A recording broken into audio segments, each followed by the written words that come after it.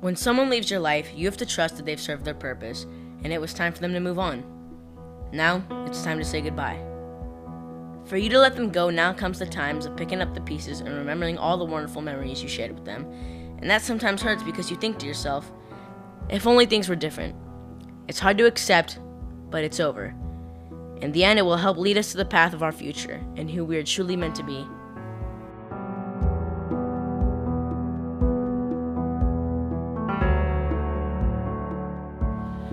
What's up, guys? So today I'm here to tell you the truth about my breakup. And a lot of you guys have been wondering on social media like Instagram and YouTube, of course. I thought today I would make a video because it's my job as a creator to let you guys know and fill you guys in on what's happening in my life. That's what we're doing today. I don't like making these videos, but I'm doing it for you. And we have Zoe here. She's chewing on her. Yeah, so Zoe's here and we're gonna kind of explain what's going on. So I met Coco last summer, and during the time I had just gotten out of a relationship with, as you guys know, Piper Raquel, and I was still kind of hurting at the time, and I wanted to kind of distract myself from what had just happened. That's when I met Coco. And me, I'm a very I'm an attention seeker. Like, I don't know how to, I'm so bad at these videos, but I'm an attention seeker. I need to feel loved constantly, or else I get upset, right? So for me, it was like my way of escaping what had just happened to me. So at the time, she was 11 and I was 12, and keep in mind, we had built a crazy chemistry. Like, we were closer than close. Like, we did everything together. We, would fly out of state and go to different states and stuff. Like, we did everything together. So we became boyfriend and girlfriend, obviously. And then after a while, felt kind of different, almost as if like our personalities had changed towards each other. And it kind of, it built a weird, toxic-ish relationship eventually. And when we started fighting over the silliest things, like literally we would fight over anything that you can imagine. Like, think of something, we fought over it. So I think what had started to happen was we were working so much together on a business standpoint that it was kind of hard for us, like mostly me too, to have a relationship while in this industry. Because a lot of things that people don't realize is when you're in this industry, it's really hard to have a stable, committed relationship. And I think that's a big thing, a big misunderstanding that people don't realize. So that's like when people hate on someone for breaking up, or so breaks someone's heart, people don't consider what happens behind the camera, what happens in the real daily basis life. So I wanted to say, no one's hearts are broken. We will still always care for each other. Like, we are still gonna be friends in the long run. So I don't want anyone to be hated on. I don't want Coco to be hated on. I don't want me to be hated on, because there's no reason. No one did anything wrong. It was just a mutual decision that had to be made. I think like 5 or 6 months ago, there was a period where everyone, you guys were asking why I wasn't really on Coco's channel much. And that's one thing that was also kind of weird at the time, because usually when you're doing collabs with someone, you do it back and forth. That's why it's called a collab. You're collaborating. So basically that means you guys are growing together and helping each other. So she wasn't really doing that, and she wasn't really posting me on her channel, and it was kind of like we were giving her all of what we had, and we didn't feel the same energy coming back to us. So it kind of weirded me out. It weirded like the rest of my people out. It just didn't feel right. So then it kind of was making us feel a little sketched out about it, because it didn't seem right. And then that is when we had received the news that she didn't want to be in the GOAT fam / GOAT squad with everyone. And she was also almost like kind of planning out my schedule by telling me who she could hang out with and who she didn't want to hang out with. I'm not gonna mention names, just because I don't want to disrespect any of those people. It was like she could only film with so-and-so or this person and that person because she had problems with the other person, or she didn't like the other person's personality, or whatever kind of circumstance it was. It was hard for us to work with someone that didn't want to be a part of our squad. I don't want to necessarily say she wasn't supporting what I was doing, because obviously she was, but it was really hard for us to work when she wasn't a part of what I was doing. And that was really hard, because as you know, guys, I do squad videos and she didn't want to be a part of that. So it was kind of like, how am I supposed to cope with her if she doesn't want to be a part of it? So it was really hard to have someone not be a part of something so big in your life like the GOAT fam is a really big part of my life, as you guys know, because that's what I do for you guys. We're a squad, we make content, and it was really hard for her not to be a part of that. And oh, I need to speak it.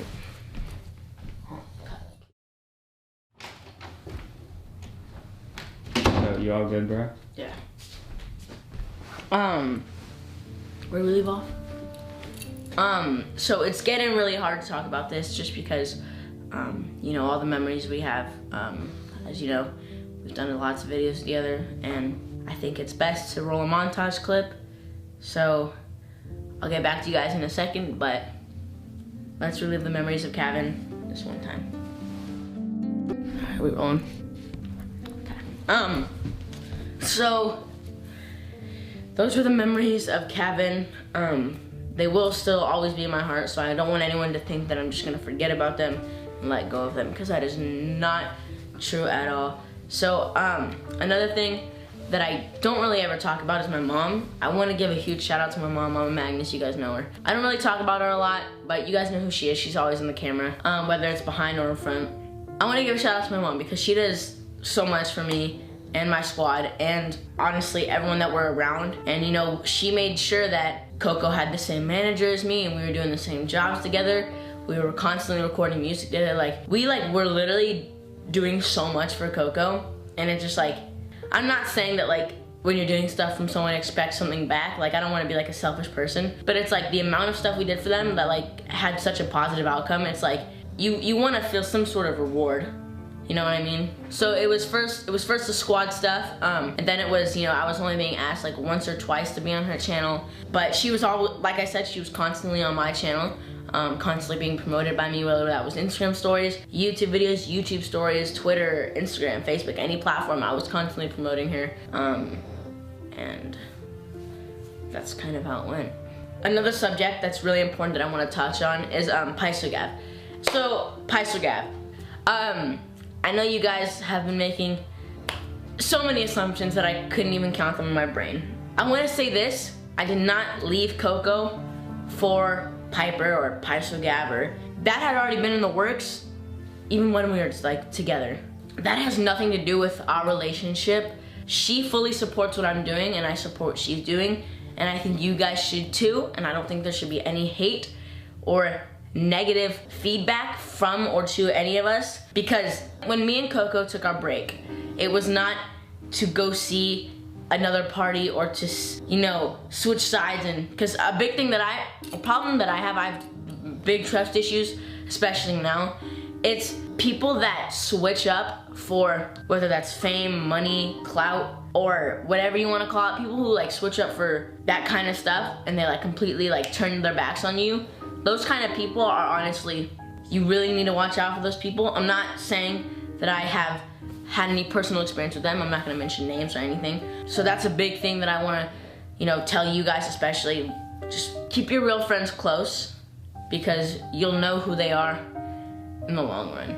Me and Coco had gotten back together a few times, but I remember one of the times that I had asked her to be my girlfriend. I think it was one of the times she said she wasn't ready or something, and that was probably a good idea, because I've now permanently realized that I'm not ready to move on, and I'm not ready for another relationship with someone. So I'm still kind of, my mind is still kind of clouded about all of this, so like I'm not really ready to move on, because it's still like, it's hard for me too, because everyone thinks, like, I don't want you guys to think, because like, what it looks like to some of you guys is that I'm just, you know, completely throwing away these memories, or I'm throwing away that. But that's not at all what it is. I'm completely cherished. Like, a big thing about me is I cherish the little things, dude. Like, I completely cherish and keep those little memories, even the big ones, the little ones. Like, it's the small things that matter too in life.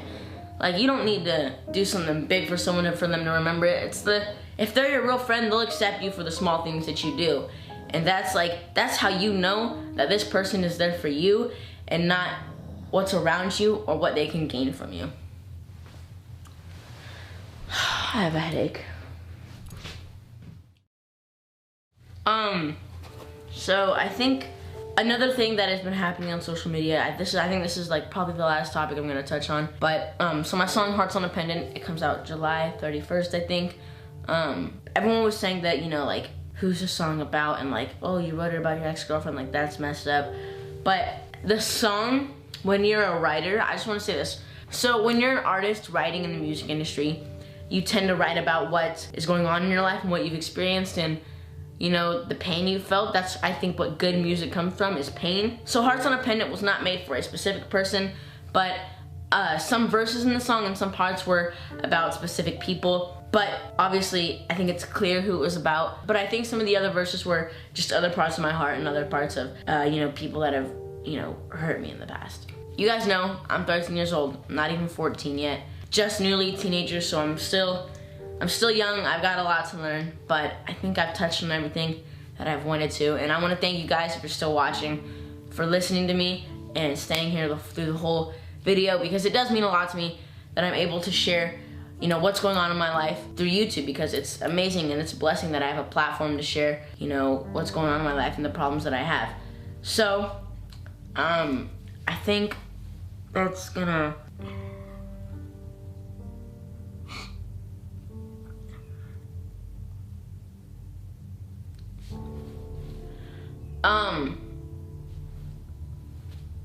That's gonna be it for this video, guys.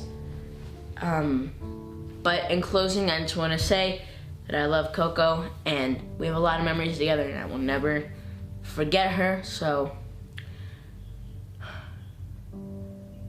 make sure to like, comment, subscribe, turn on post notifications, and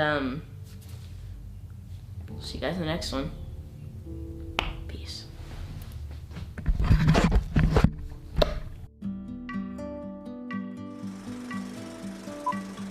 So I'll maybe get out of the background with your Starbucks while I'm filming a very emotional video. Alright.